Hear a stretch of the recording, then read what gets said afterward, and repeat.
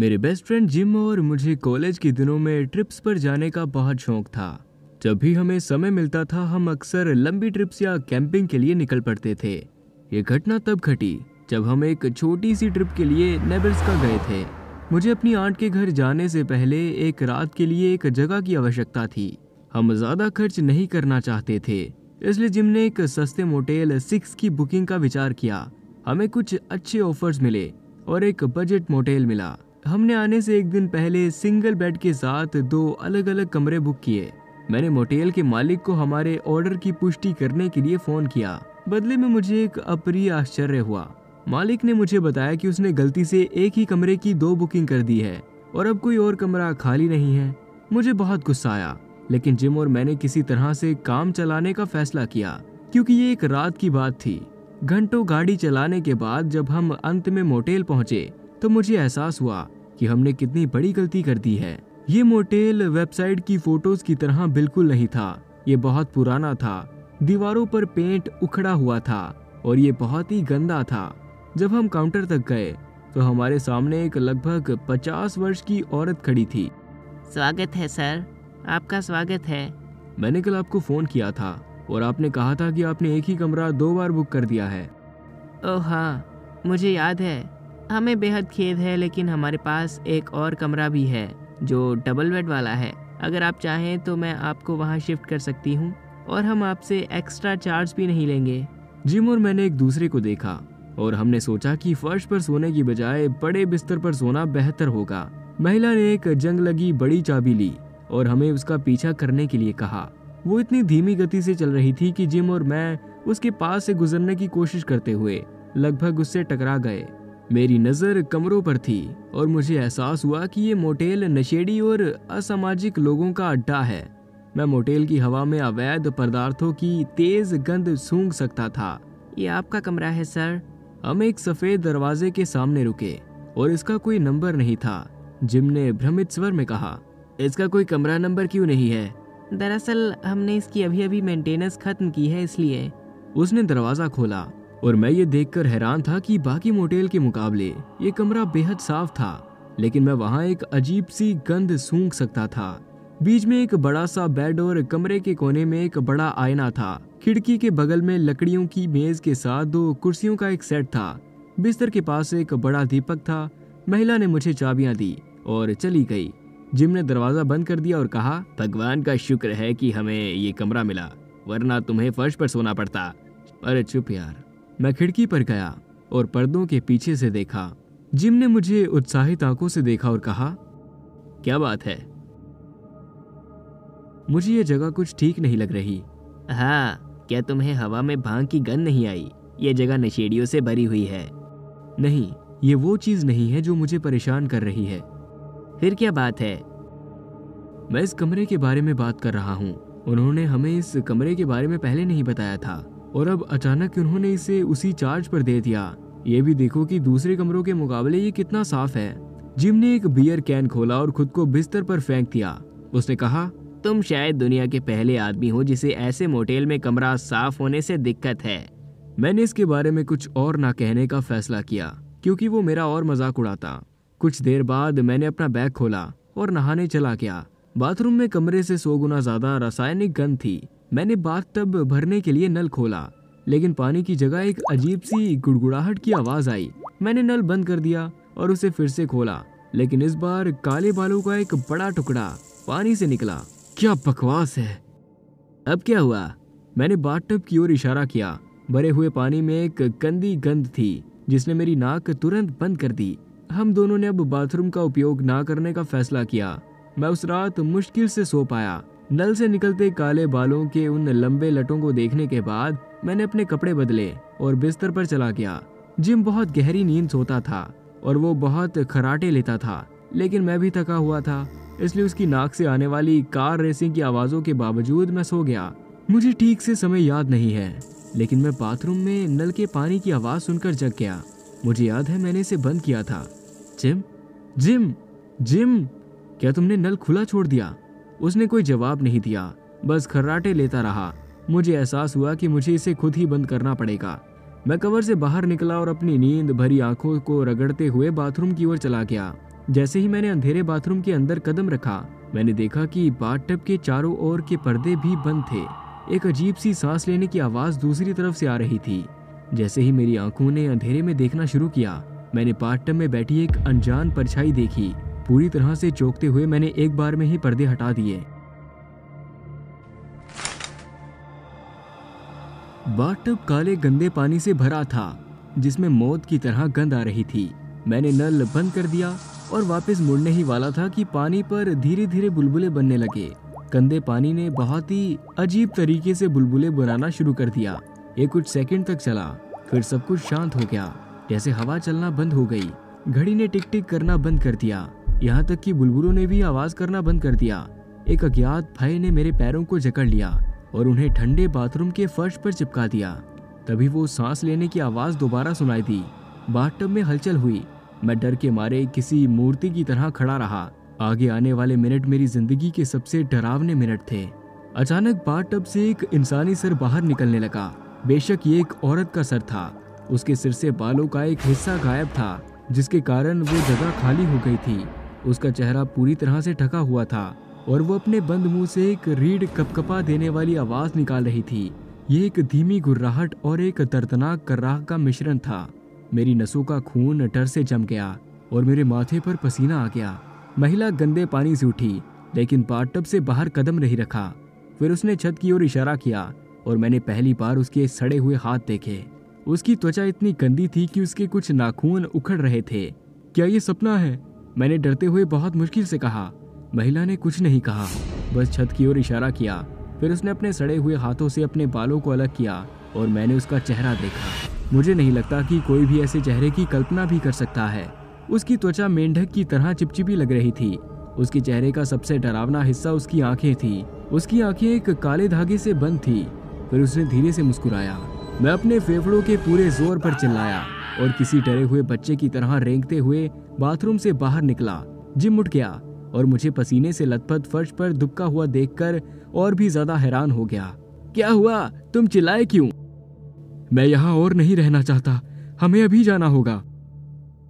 लेकिन मुझे बताओ, तुम ठीक हो या नहीं? अपना सामान लो और कार के पास मुझसे मिलो। मैंने अपना बैग उठाया और नंगे पैर अपनी कार की ओर दौड़ा। जिम मेरे पीछे आया। हमने उस महिला को सूचित करने की जहमत नहीं उठाई जिसने हमें कमरा दिखाया था। जिम मुझे बहुत सारे सवाल पूछता रहा, लेकिन मैं बस हाईवे पर चलता रहा।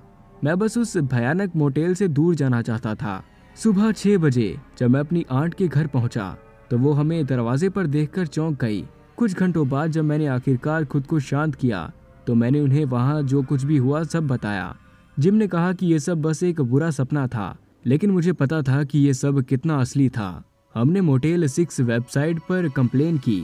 हम सभी को उम्मीद थी कि मामला वही खत्म हो जाएगा, लेकिन हमारी इस घटना के 3 महीने बाद एक भयावह घटना न्यूज में सामने आई। एक लड़की की लाश मोटेल की छत पर स्थित पानी के टैंक में तैर रही थी। रैली नाम की ये महिला अपने बॉयफ्रेंड के साथ इस मोटेल में रहने आई थी, लेकिन उसके बॉयफ्रेंड ने उसकी उसी कमरे में हत्या कर दी जहां हम रुके थे। अपने किए का एहसास होने पर वो घबरा गया। बॉयफ्रेंड ने मोटेल के मालिक को पैसे देकर उसकी लाश को गायब करने की पेशकश की।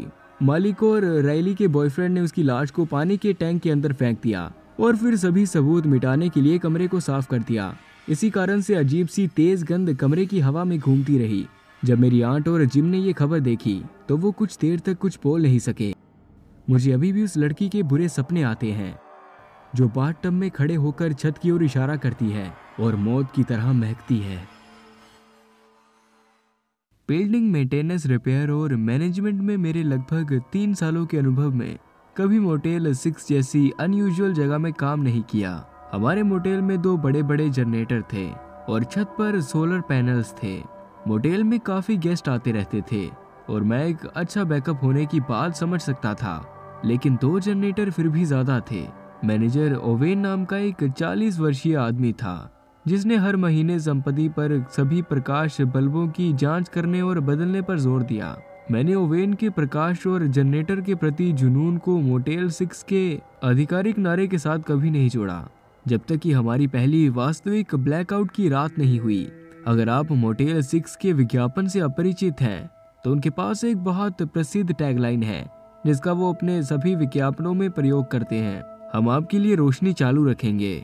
ये सब पिछले साल एक साप्ताहिक के भयानक तूफान के साथ शुरू हुआ। ये जनवरी में वापस आया था, इसलिए हमारे पास बहुत सारे मेहमान नहीं थे। मुझे लगता है कि घटना के समय शायद 20 कमरे व्यस्त थे या शायद 30। लगातार 8 दिन बारिश हुई, फिर स्नोफॉल, और ओवेन बेहद चिंतित था कि बिजली निश्चित रूप से खराब मौसम की 9वीं रात को टिमटिमाना शुरू हो जाएगी। इसलिए ओवेन ने हमें जनरेटर को चालू करने और जांच करते रहने को कहा, जिसको देखने माइकी गया। और तब 9वें दिन बिजली टिमटिमाने लगी और कम हो गई। हमें जनरेटर को जल्दी से चालू करने की जरूरत है। अब ओवेन ने कार्यालय में चलने की मांग की। मैं मान गया और डेस्क से अपना रेडियो उठाया। हे माइकी, मैं ओवेन को अपने साथ ला रहा हूँ। ऐसा लग रहा है कि बर्फ हमारे काम को बंद कर देगी।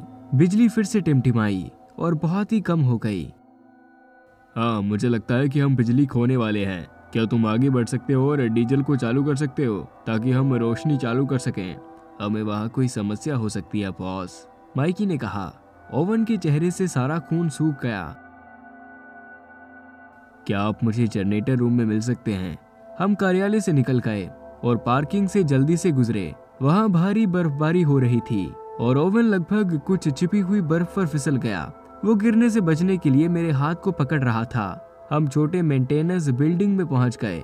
जब मैंने उसे देखा तब माइकी बैठा था। फिर हम एक दूसरे के पास आए। जनरेटर के साथ एक समस्या है। माइकी ने अपने हाथ ऊपर उठाकर वादा लिया, लेकिन पहले आपको जवाब देने से पहले गुस्सा ना होने का वादा करना होगा। रोशनी तीसरी बार टिमटिमाई और काली हो गई। ओवन मेरे पीछे कहीं से चिल्लाया। मैंने अपनी जैकेट में हाथ डाला और अपनी टॉर्च निकाली। माइकी ने भी ऐसा ही किया। हमें रोशनी वापस लाने की जरूरत है, ओवन चिल्लाया। मैं कमरे में अलमारियों में से एक पर गया और एक पल के लिए इधर उधर टटोला। फिर कुछ पुराने लालटेन निकाली जो मुझे पता था कि यहीं पड़ी है। एक बार जब वो जलने लगी तो पिछला कमरा उज्जवल हो गया, लेकिन प्रकाश की वापसी के बाद भी लगभग आरामदायक था। ओवन राहत महसूस नहीं कर रहा था। हमें जल्दी करना होगा, उसने मुझे एक लालटेन को अपनी छाती से लगाते हुए कहा। हमारे पास केवल कुछ मिनट है, इससे पहले कि मेहमानों के लिए बहुत देर हो जाए। ओवन ने माइकी की ओर देखा। जनरेटर में क्या समस्या है? तो बात यह है, माइकी ने कहा, जनरेटर बिल्कुल ठीक है, बस उसमें डीजल नहीं है और मेरी गाड़ी में भी नहीं है। बेवकूफ, तुम निहायती बेवकूफ हो, ओवन ने नीचे थूकते हुए कहा। सारे मेहमान अब अंधेरे में। उसने अपनी घड़ी की ओर देखा। ज्यादा से ज्यादा 3 मिनट और फिर पूरी तरह से अंधेरा। क्या तुम समझ रहे हो वो किसी भी पल शुरू? ओवन को मोटेल 6 के अंदर से आने वाली सबसे क्रूर चीख ने रोक दिया। हम तीनों ने एक दूसरे को देखा। फिर ओवन मैनेजमेंट बिल्डिंग के दरवाजे की ओर भागा। ओवन ने दरवाजा बंद कर दिया और बोल्ट लगा दिया। फिर एक मेज को एक बैरकोड के रूप में उसके सामने धकेलने की कोशिश करने लगा। इससे पहले कि उन्हें पता चले कि हम यहाँ हैं, मेरी मदद करो, ओवन ने फुसफुसाया। माइकी और मैं दरवाजे के सामने फर्नीचर धकेलने में उसकी मदद करने लगे। मोटेल से एक और चीख आई, फिर एक और, फिर एक और। फिर लगभग हर मिनट आवाजें आती रही। वो पहले एक दूसरे के साथ शुरू करेंगे। एक बार उनमें से कुछ पार्किंग में पहुंच जाए तो वो दरवाजा खोलने की कोशिश करेंगे। हमें चुप रहने की जरूरत है। क्या हो रहा है? मैंने पूछा जब मैंने अपना फोन निकाला। मोटेल में साफ मौसम में भी हमें बहुत खराब सिग्नल मिल जाता है, लेकिन आज शायद लगातार बर्फीले तूफान ने सिग्नल को पूरी तरह से मार दिया था। माइकी बाहर जाने के लिए उत्सुक था, लेकिन मुझे पता था कि माइकी सही है। फिर भी ओवन ने उसका विरोध किया क्योंकि हमने बैरकोड हटा दिया था। हम तीनों एक सर्कल में बैठ गए और तब ओवन ने अपनी सारी बातें उगल दी। सभी मोटेल 6 में एक भयानक डिजाइन दोष है या शायद एक श्राप है जो लोगों पर एक्सपेरिमेंट करने के लिए जानबूझकर बनाया गया है। जब तक बिल्डिंग में रोशनी होती है तब तक इसका असर नहीं होता, लेकिन जैसे ही रोशनी चली जाए उसके कुछ मिनट के बाद ही ये अंदर सभी के दिमाग को बदलना शुरू कर देगा। मुझे बताया गया है कि प्रभाव तेज और खतरनाक होता है। ओवन ने कभी कभी दरवाजे पर अपने कंधे पर नजर डालते हुए समझाया, इस रेबिस के एक रूप की तरह सोचो। ईमानदारी से कहूँ, ये लोगों को डराने के लिए इस्तेमाल किए जाने वाले कैंप फायर कहानी की तरह लगता है। मैंने कहा, मुझे विश्वास नहीं है। हम तीनों ने धीमी आवाज में बहस करना शुरू कर दिया। हम अभी भी एक सर्कल में बैठे थे। मैंने और माइकी ने पुलिस को कॉल करने को कहा। ओवन ने रिक्वेस्ट की कि हम ऐसा ना करें क्योंकि उसका कहना था कि नुकसान पहले से ही हो चुका है, इसलिए पुलिस को इन्वॉल्व करने से हमारे मोटेल की इमेज खराब हो जाएगी। हम उस जगह से बाहर निकल आए और ओवन हमारे पीछे चलने लगा। मैंने देखा कि वहां से निकलने से पहले उसने अपनी बेल्ट में हथौड़ा लगा लिया था। हम एक ही कतार में बर्फ में आगे बढ़े। हम लगभग मेरे ट्रक के पास ही थे जब हमने चीख सुनी। हम तीनों मुड़े और उसी समय जम गए। एक लड़की स्ट्रीट लाइट के नीचे खड़ी हमें घूर रही थी। उसने हवा और बर्फ के बावजूद केवल एक नाइट गाउन पहना हुआ था। उसका चेहरा चकरा गया था, उसकी आंखें खुली थी, उसका सर अजीब तरह से झुका हुआ था। जब उसने हमें देखते हुए देखा, महिला गुर्राई और हमारी ओर दौड़ने लगी। वो हम सभी को मार डालेगी, ओवन चिल्लाया और माइकी को नीचे धकेल दिया और भागने लगा। ये गलती थी। महिला ने अपना सर ओवन की ओर मोड़ लिया और बर्फ में उसका पीछा करना शुरू कर दिया। मुझे ये स्वीकार करना होगा कि उस समय मैनेजर की कहानी बहुत डरावनी थी, लेकिन मुझे कुछ समझ नहीं आया। उस औरत के साथ कुछ तो गलत था। और तभी, पीछे देखो, मैं तुरंत पीछे मुड़ा। हालांकि बर्फ में मुझे कुछ दिखाई नहीं दे रहा था, लेकिन कुछ देर में मुझे एहसास हुआ कि बहुत से लोग हमारी ओर आ रहे हैं। हम बहुत घबरा चुके थे और बस मेरे ट्रक की तरफ भाग रहे थे। एक बार जब हम मेरे ट्रक में पहुंच गए, हमें ओवन के लिए वापस जाना होगा, मैंने कहा। हाँ शायद, माइकी ने कहा। मैंने अपना फ़ोन निकाला। अब मेरे फ़ोन में एक सिग्नल था। 911 पर डायल करो, मैंने माइकी को फ़ोन फेंकते हुए कहा। मुझे अपना ट्रक छोड़ने के बाद ओवन को खोजने के लिए ज़्यादा दूर नहीं जाना पड़ा। वो मोटेल 6 के प्रवेश द्वार के सामने खड़ा था और अपना हथौड़ा पकड़े हुए हाफ रहा था। उसके पैरों में खून से सना नाइट गाउन पहने एक बिखरा हुआ शरीर था। ये वही औरत थी, वो मुझे मारने वाली थी। ओवन ने अपने खूनी हथौड़े को पकड़ते हुए फुसफुसाया। मेरे पास कोई और रास्ता नहीं था। महिला छोटी थी और बर्फ में नाजुक लग रही थी।